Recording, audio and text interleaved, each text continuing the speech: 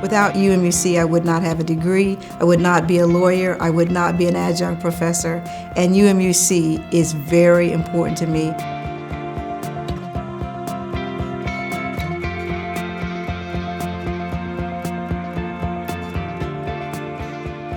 March 4th, 1976, I raised my right hand and took the oath of office to be an enlisted person in the United States Air Force. And my first assignment was back in Biloxi, Mississippi at Keesler Air Force Base, which is where I was from.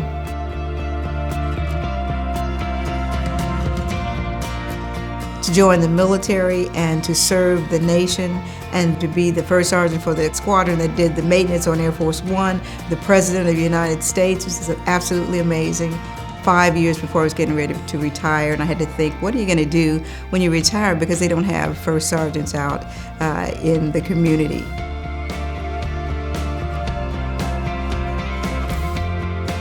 When I went home that night after that class, it was the summer of 1991, I said, an interesting professor who teaches at the University of Maryland University College, he's a lawyer. That's what I want to be. I want to be a lawyer. I went to the University of Maryland University College and spoke to one of the assistants who talked about what I needed to do to get my bachelor's degree, and she was just excellent. I had to be at work every morning at 6 a.m. and have to go to school at night at between 6:30 and 7. And so she said, you will be able to go to school and do your work if you just stay focused and if that's what you really want to do.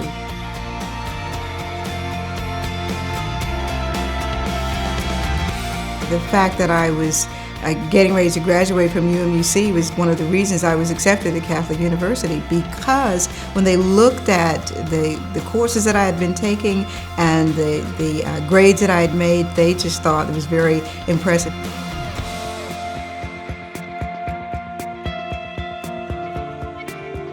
The clerk of the court for Prince George's County was one of the better clerk's office in the entire state, because we did everything. And there were 180 deputy clerks that were in the clerk's office. And I always told them, you don't work for me, you work for the people in this county and the people who come and need help.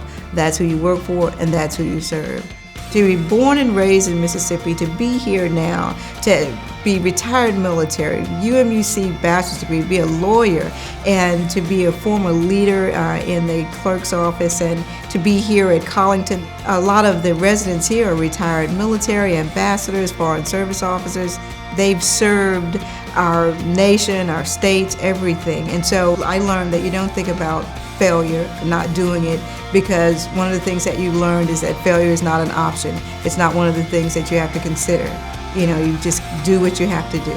And even if something happens different than what you thought, it's not failure, because that was not the option.